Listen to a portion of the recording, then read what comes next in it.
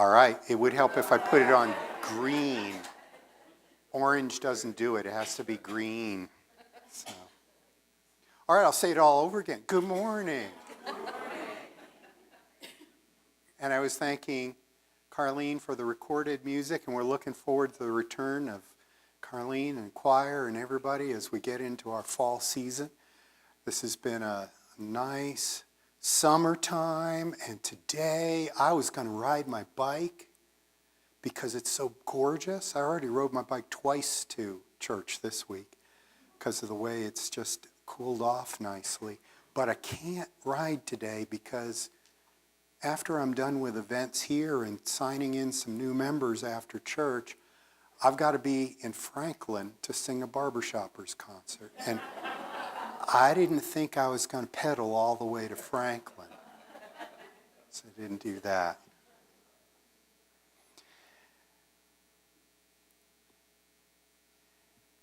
We have some announcements, and Catherine's made some slides. I'll announce them. Oh yeah, Project Tarps and Tents. Again, we're collecting, because of the request that we have things to help people stay dry or keep their belongings dry, homeless, living in the woods, in the forests. And so we have a collection box out front if you have tarps or tents to come and donate or go purchase and donate. That would be great. Oh, look at this. Hey, everybody, welcome. Come on in.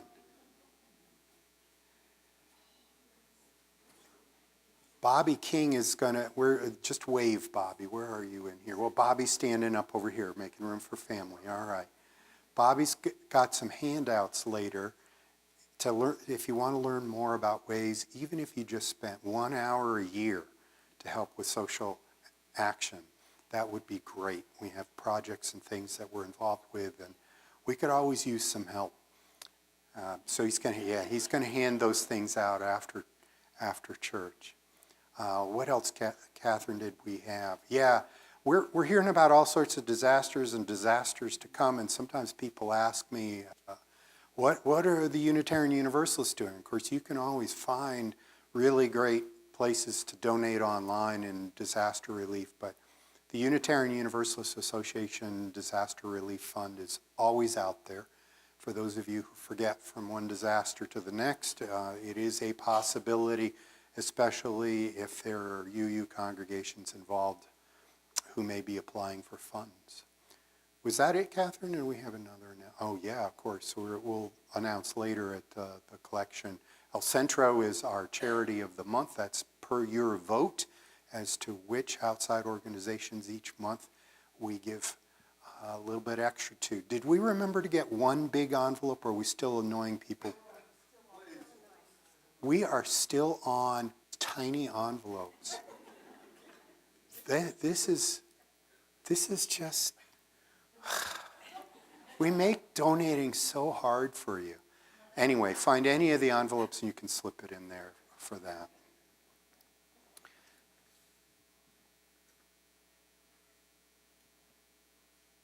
I know it was a little uncomfortable last week because I asked how many people wanted to speak, and there were 2, and we ended up with 3, and then as I closed it out, there was a 4th.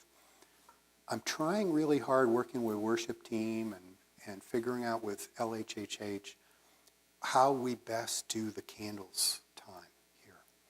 We all come in, so like last week, maybe you weren't here last week. Jenna, you weren't here last week, so I'll teach you this, okay? This is to teach our family members who are returning here, so visiting. So first I ask everybody to raise your hand because you're here. And you have life experiences with joys and sorrows, and you bring them into this space. Now, if you want to share a joy or a sorrow, keep your hand up. I see Kevin wants to share, and way in the back, Pamela wants to share. Elena wants to share. That's great. And we have 1 candle already lit, which I can read from. And LHHH has asked me, that's our Loving Hands, Helping Hearts. The hands aren't loving, the hearts are loving. The hearts aren't helpful, the hands are helpful. That our care ministry team has asked that I start with deaths. So of the 4 people who are going to speak today, are there any deaths that you're talking about? No, it's a relief, but we know that grief is a big part of what we carry into this space. So we'll start with the one that's written. And this is from Sandy and Bruce Kirkman. A joy that they celebrated their 62nd wedding anniversary yesterday. Yay. And I guess you can light a second one because there's an and to this. We have a greater joy that our daughter, Jenna, and her grandchildren, Owen and Robin's friend Andrew, came from Maryland and Virginia to celebrate it with us. And a couple of them are here, so good. Welcome. Wonderful. You know what? I'm going to write on the back of these. And let's see, Kevin, you had something to share? Yeah, just for the joy, my wife and I are helping her father in Ontario move into a retirement community, and a hope for the stress of helping him, trying to sort through 40 years of stuff in his house, and he's starting to have some cognitive decline. Mm-hmm. So joy in helping your father-in-law and moving out and sorting through 40 years of belongings and recognizing this is the time for him to be living in a different situation with his cognitive decline. Yeah, candle glowing for all of that. And then I had in the back, go ahead.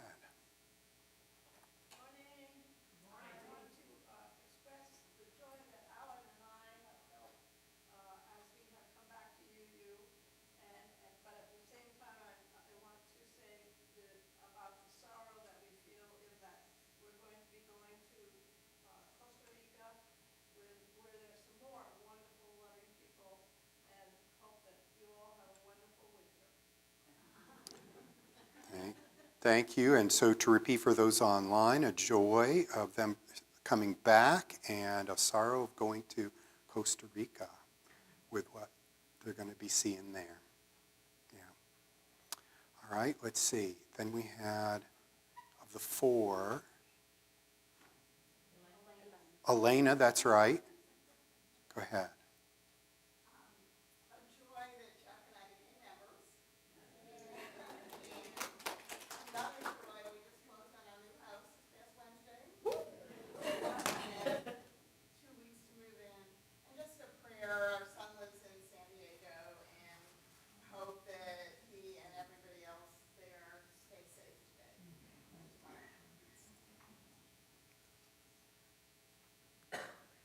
So just a celebratory candle. She and Chuck are new members, and they closed on their house, but also a candle of concern for those in California, in particular, their son who's in San Diego. May everybody stay safe with the weather conditions coming through.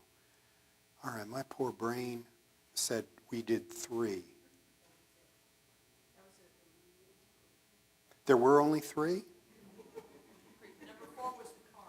Number 4 was the card. I did the card. All right.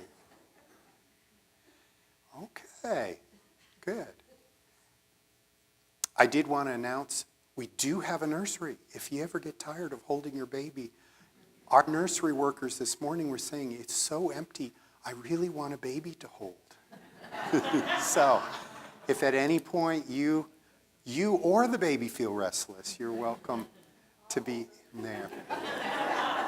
Or pass around, yeah, you bet. We're welcoming, and if you didn't see on the way in, there are bags in the hallway with fidget items too. You got them.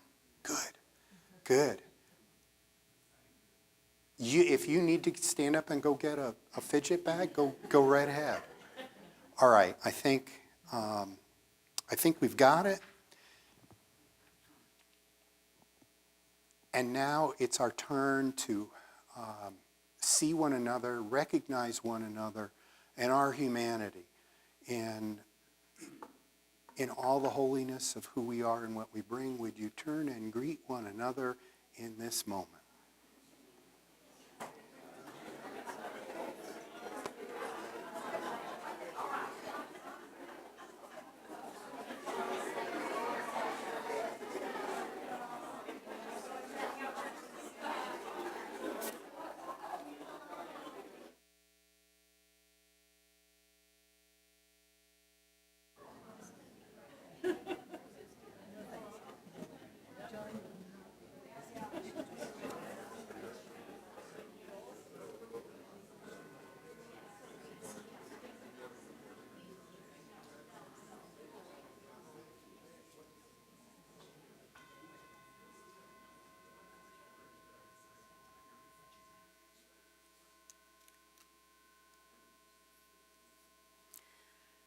Our opening words today are from Mark Morrison Reed, The Task of the Religious Community. The central task of the religious community is to unveil the bonds that bind us each to all. There's a connectedness, a relationship discovered amidst the particulars of our own lives and those of others. Once felt, it inspires us to act for justice. It is the church that assures us that we are not struggling for justice on our own, but as members of a larger community. The religious community is essential, for alone our vision is too narrow to see all that must be seen, and our strength is too limited to do all that must be done. Together, our vision widens and our strength is renewed. Come, let us worship together. And let's begin by rising, if you will, in body or in spirit, to sing our opening hymn, number 1008, When Our Heart is in a Holy Place.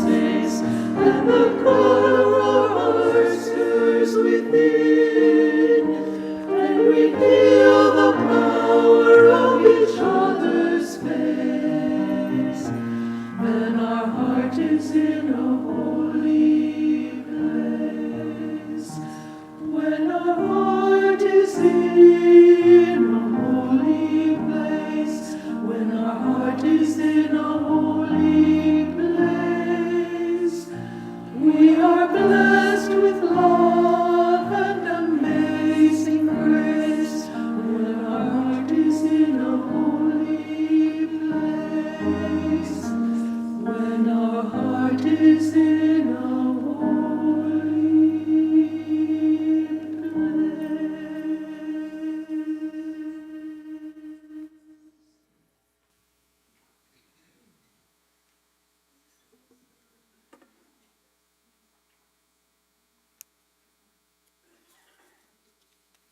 Our chalice lighting words are by Anastasie Brioche, I think. Anastasie uses zers pronouns and is co-chair of the Anti-Racism Task Force at what Z calls a small but mighty congregation in Northeast Ohio. And their words are soul fire. Let's speak together. As we light this flame of hope, may our congregation become a kaleidoscope of souls and people. In the presence of this flame, in me, in you, in us, it's an invitation to sit at the table. May we tend our soul fire through these challenging and trying times to open the hearts and minds of all who enter our doors. May it be so.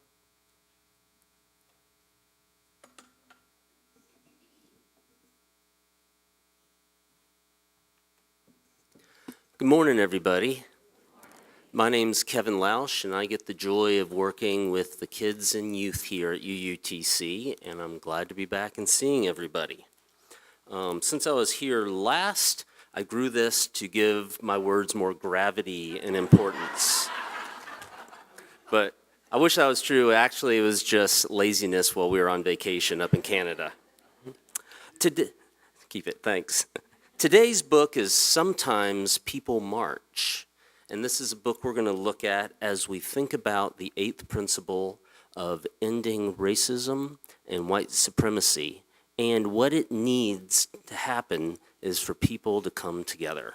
And this morning, our remote control for the projector is not working, so Catherine's going to be live flipping slides as we go. And she's thumbs up. All right. Well, all right, Catherine.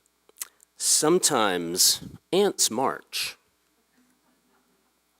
Sometimes bands march. And sometimes people march. Marching is something people do together when they want to resist injustice. And the sign here says, Protest Parade, Children's on 57th Street, or when they notice the need for change. People march for many reasons. People march for things they care about. People march for people they love.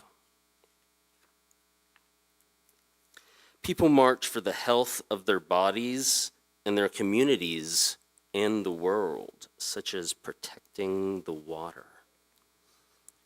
People march for the freedom to love and live and learn. Sometimes people carry signs to share their stories of resistance, whether they say things like, Stop the War, or Black Lives Matter, Votes for Women and the suffragettes from years back, Act Up and Fight Back, March for Our Lives, or I Am a Man. People resist in many ways. Sometimes people resist with their voices, whether they say, Show me what democracy looks like, and people chant back, This is what democracy looks like. They resist with their words, whether it's words like, The way to right the wrongs is to turn the light of truth upon them, by Ida B. Wells. Or they resist with songs and with art, whether it's graffiti or folk singing. People resist with meetings. They resist by standing up, or by sitting down at lunch counters, or by taking a knee, such as at an NFL game. It isn't always easy. People get tired, arms get tired, hearts and hope get tired. And sometimes problems seem too big or too complex to figure out. But We do not march alone because ants, they're stronger together. Bands are louder together. People are more powerful together. And sometimes from feelings or fears or anger or injustice comes the hope for change. Sometimes great change starts small with a brave question. Maybe it's your question, a question that calls people together. And together we find the courage to march. And this is the book, Sometimes People March by Tessa Allen. And now if any kids want to head out or stay in, that's great. Thank you all, and let's think about how we can band together to make change.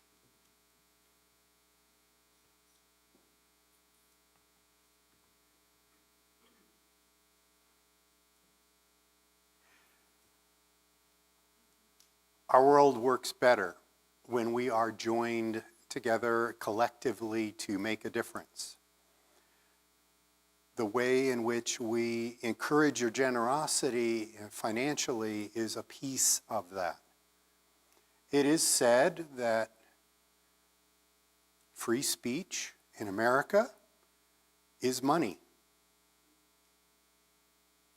I would like you to speak from your heart as the collection plate is passed to you. It is said that it takes a village. And that's why we pick a organization of the month, this month being El Centro, to give a little bit extra. Anything loose in the collection basket will come to this wonderful congregation and its presence in this community. Anything you manage to put into one of those hidden envelopes will go to El Centro. We will now gratefully receive the morning offering.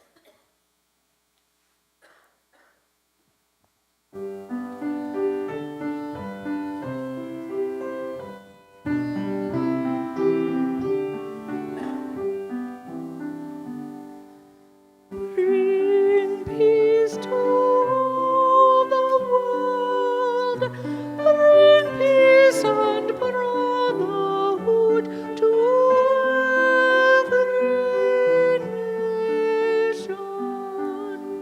Bend tyranny and strife, teach all mankind to live in harmony.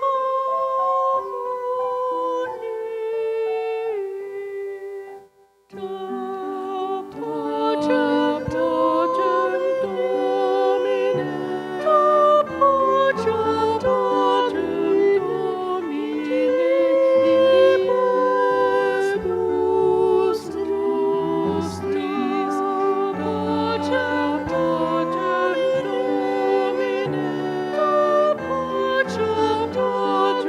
Domine, ibus nostris, bandiras and teach all mankind to live in harmony.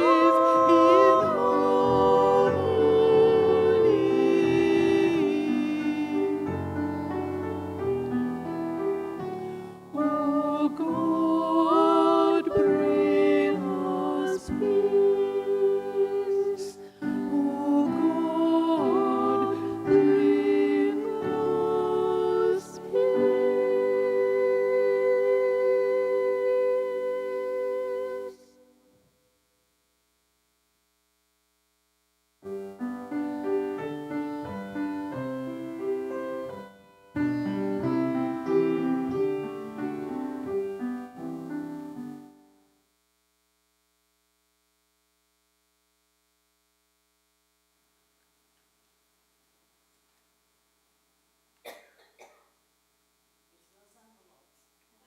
It's the tricky envelopes. Yeah, I know. So many things to think about. Thank you, Lisa.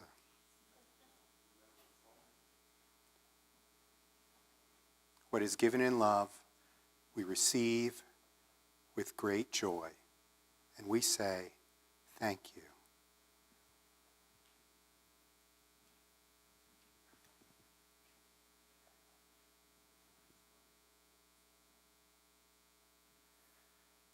In whatever way you center yourselves, maybe it's shuffling your feet on the ground beneath you. Maybe it's taking a deep breath, closing your eyes, folding your hands in a particular way, letting the stress out first. In whatever way you orient your hearts and your minds into this moment of prayer and meditation, I invite you to join with us. Spirit of love and life, we who are gathered here come on a beautiful Sunday. And yet we know that there are those who are in the hospital or in recovery, those who could not make it, do not know what kind of day it is, and our hearts grieve in knowing the pain that they may be in. Spirit of love and life, we too have moments like that. May we remember with bravery to speak up in the ways that we need to say, this hurts, this is not right. I need you to be whole. For it is a great song to sing. It is one of humility to say, I need you.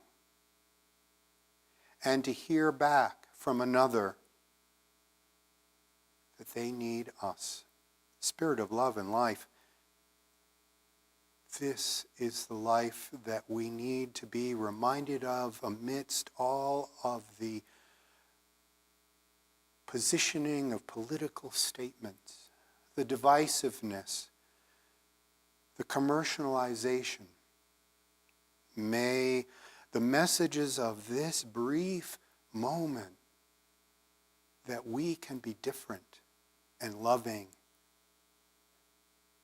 resonate in our hearts and be held as we go about our lives.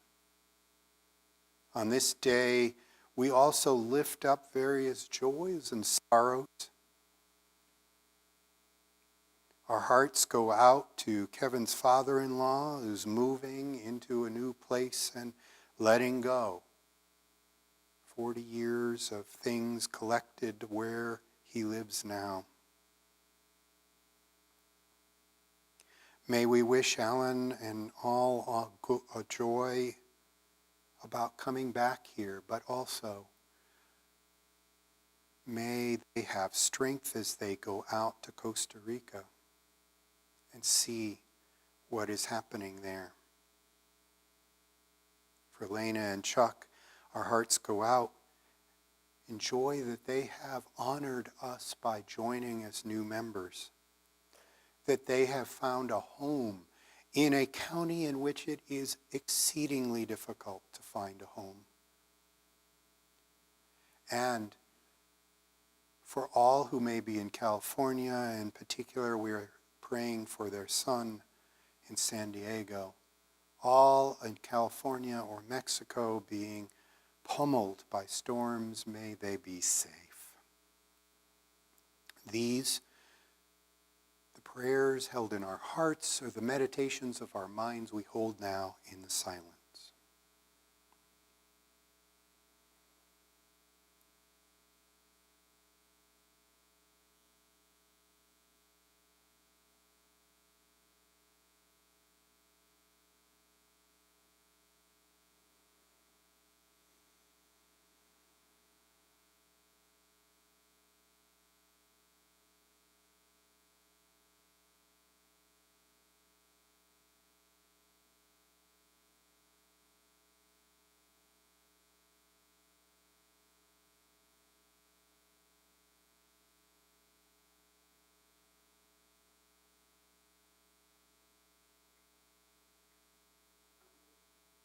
In the names of all those known and unknown, remembered and forgotten, in the names of all the helpers of humankind, we say amen.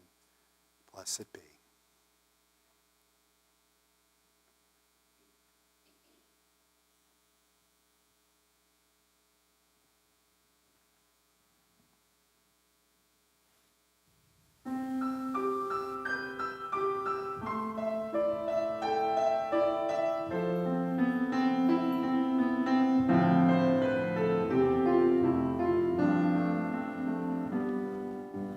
When the night so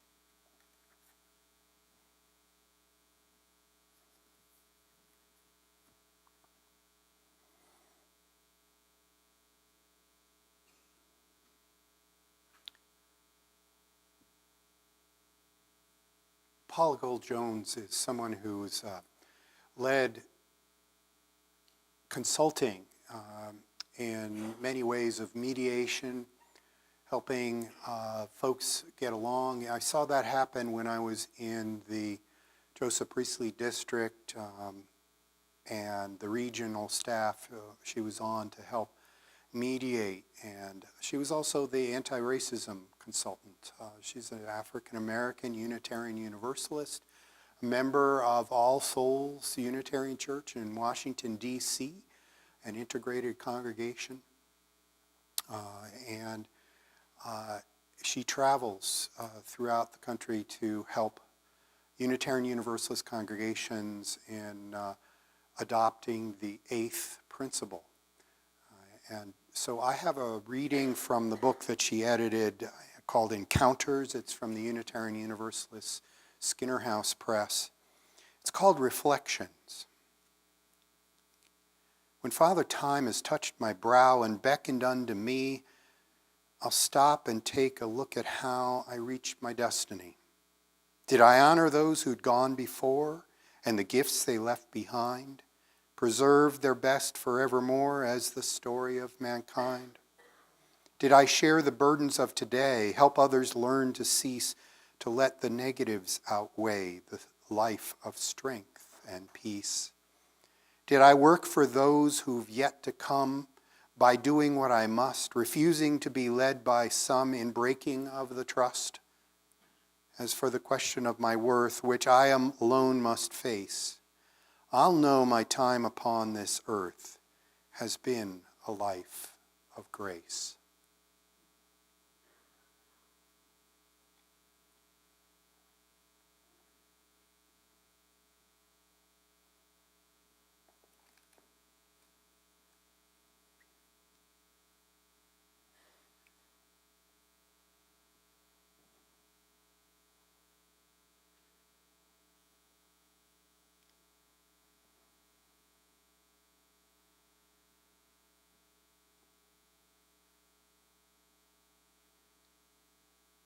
I'm thinking of Paul Cole-Jones as I bring forward. I've brought up the eighth principle before. I've brought up various anti-racism themes before.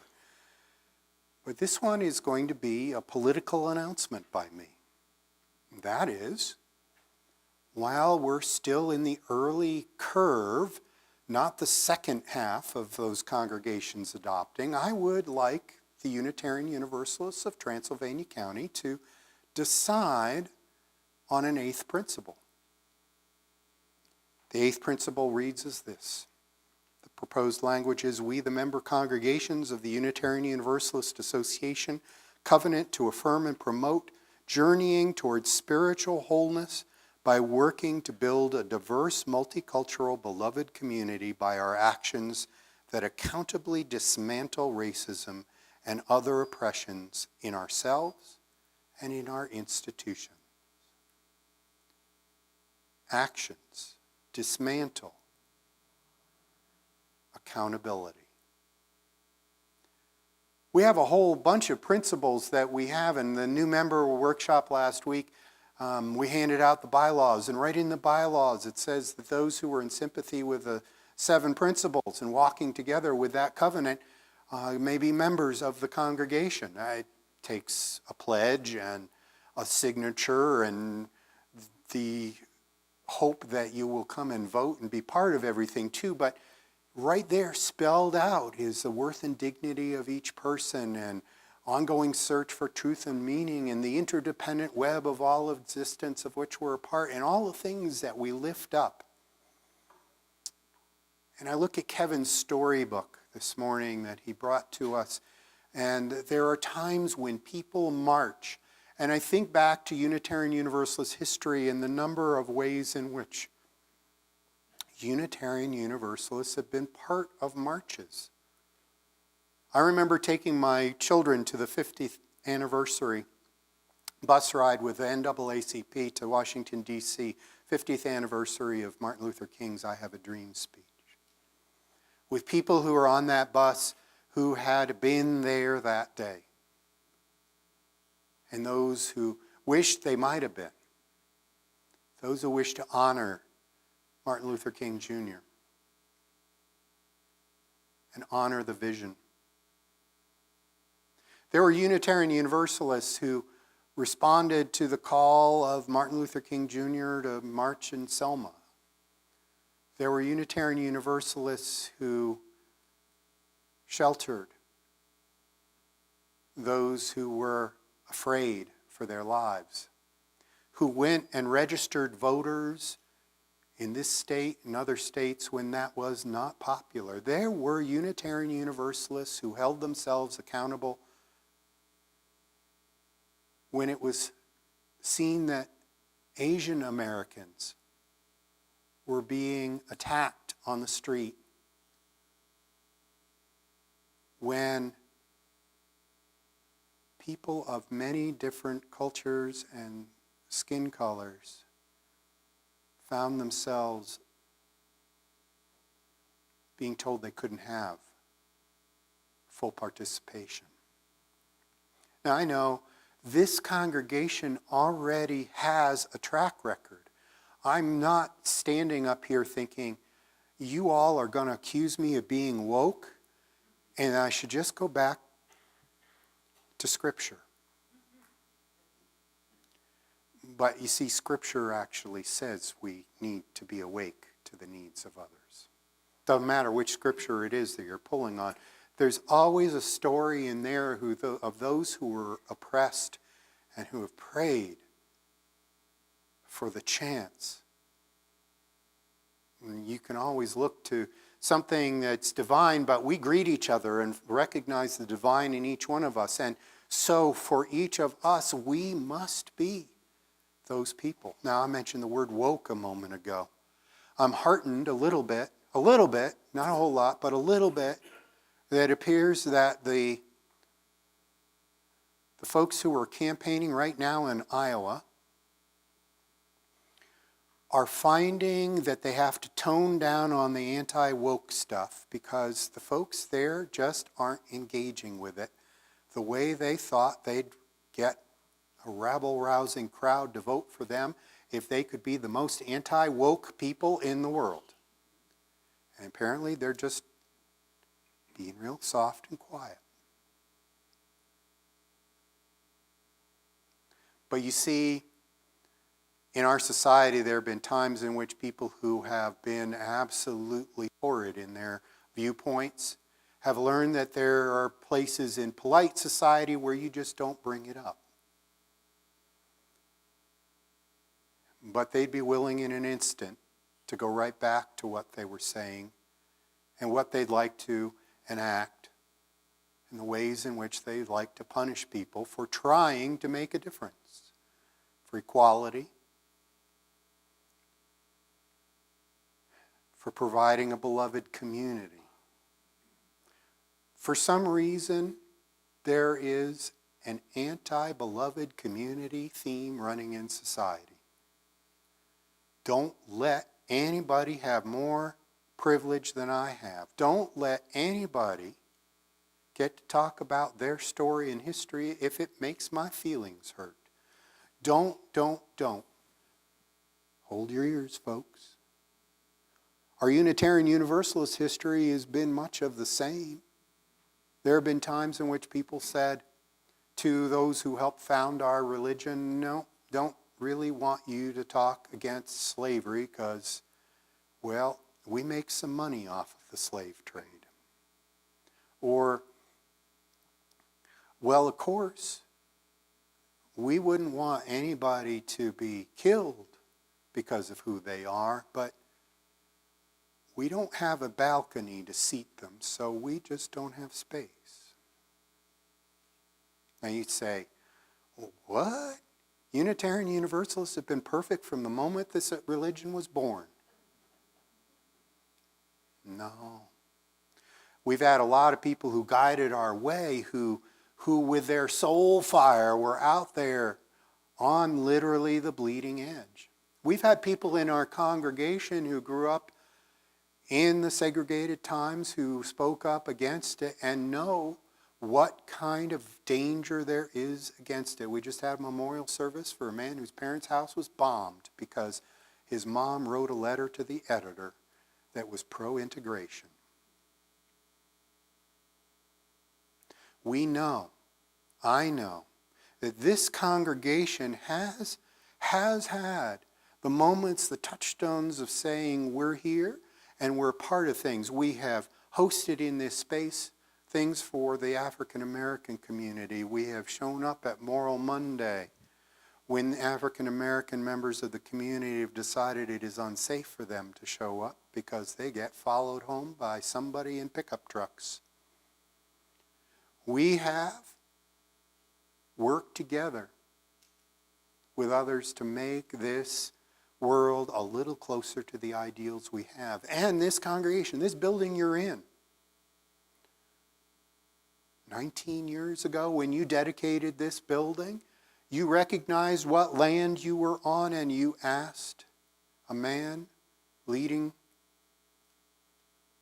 words in the service to speak up, the director of the Cherokee Museum, to recognize what lands these were, who used to walk these lands in greater numbers before a trail of tears.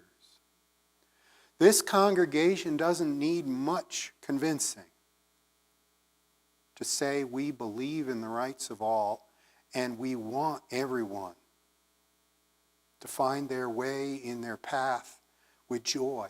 With joy. But what I'm going to ask is, again, I told you this is a political stance on my part.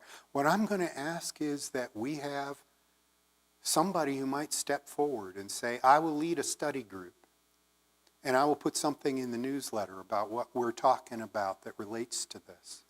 And somebody who will say, I will ask the board to put it on the agenda. Actually, I could do that too, but it always looks better if it's not just the minister asking. That we might want to have a vote, a special vote maybe even, at some point to say, we would like a principle that says that we affirm and promote journeying towards spiritual wholeness by working to build a diverse, multicultural, beloved community by our actions that accountably dismantle racism and other oppressions in ourselves and in our institutions. We want to make things right. That's what I want us to say. I want us to say it before 50% of you congregations have already said it, because I already think this congregation's ahead of the curve. And we're example setting. I want us to do it because right now in North Carolina there are folks who are not so sure they like what they're seeing about diversity. I want us to do it because otherwise we're looking real comfortable and relaxed each time we see on national television another shooting of someone who, because of their skin color, got pulled over.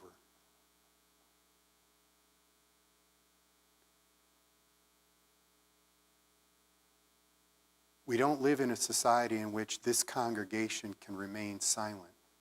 We must be accountable.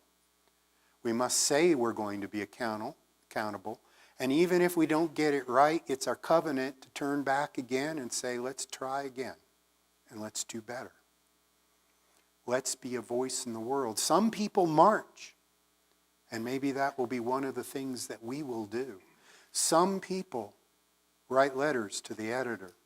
Some people work to look and take apart laws that were enacted a long time ago, set to keep things in an order that was always there and should always be there. Echoes of the segregationists who wanted to be sure nothing changed much.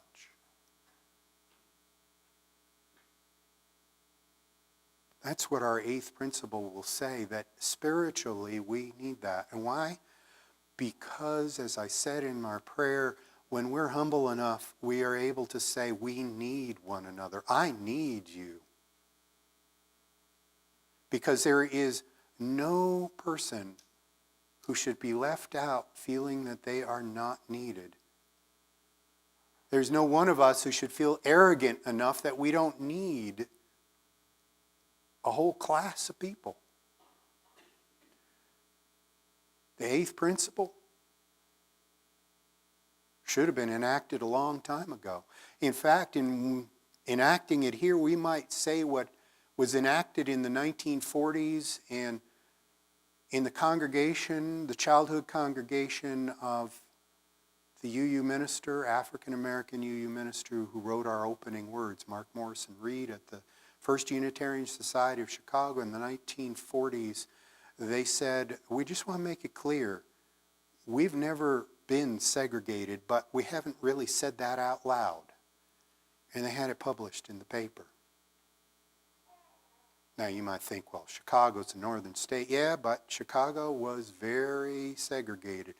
They had this neighborhood and that neighborhood, and you can't be here and you can't be there. And the Unitarians on the south side of Chicago said, we are integrated, and we've never been against integration. And by the time I got there, they had the highest percentage of racial integration in a UU congregation that I had ever seen. In fact, it might have been true of any of our congregations. That's certainly the way the author of our opening words had felt about it. Wow. Went elsewhere, grew up and went elsewhere and saw, it's not like that in other UU congregations. Maybe we're going to be the ones who say, we've always thought this was a great idea. We're just finally putting it out there and putting it on paper and saying that if you're going to be a member here, we'd like you to be able to walk with us with that ideal in mind. Because right now we don't have that on the paper, that somebody would have to believe that and walk with us with that to be a member. As if our spirituality would not be damaged by having such folks around us. I think it would. Not that they're not human and worthy and we couldn't turn to them and greet and bow, but because we're not going to get to where we are spiritually unless we're all able to walk together, no matter what color our skin. And we need folks around us to not be still at the stage where they're arguing that point. Let's make it clear. That's my political ramble for this morning. I really do believe we need each other. I really do believe that to be whole, I need you. And I need folks that haven't even walked in the door. And I believe my spirituality is grounded in this ideal. This ideal that some Unitarians and Universalists have fought for decades. Some people in this room have worked for it. I believe that we could put it on paper. Thank you. Amen. Blessed be.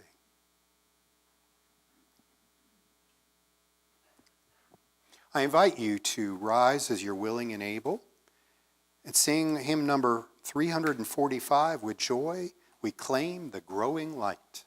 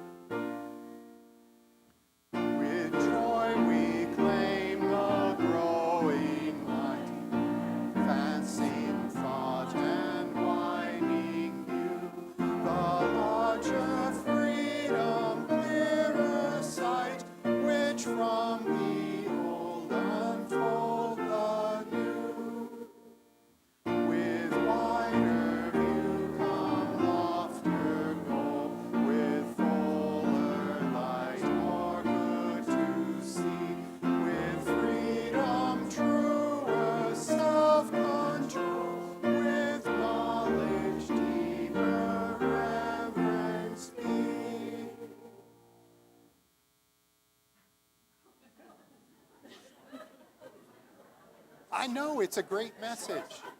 It's a great message. We could love to have more. Let's see. This is one of those old classics. And before we do our closing words, remain standing as you're able. I won't take long.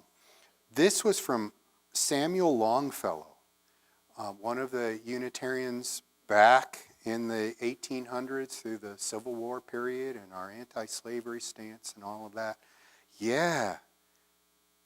Freedom. Fuller light, more good, wider view.